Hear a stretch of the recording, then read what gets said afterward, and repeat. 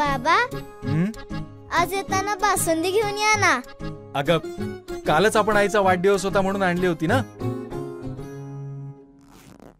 ऐकलं, गोकुळची बासुंदी पुन्हा खावीशी वाटतेय। खरं सांगू, मलाही खावीशी वाटतेय। पुन्हा पुन्हा खावीशी वाटणारी गोकुळ बासुंदी।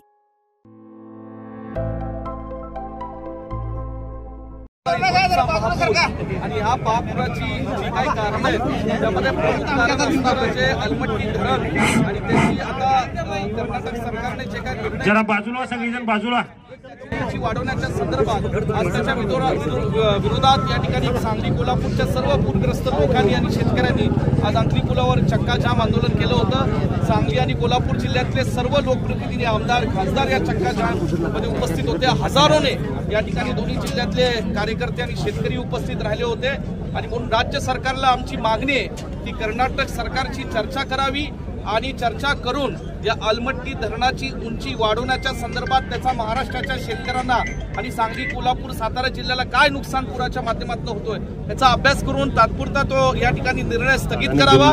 केंद्र सरकारशी चर्चा महाराष्ट्र सरकारने ताबडतोब करावी।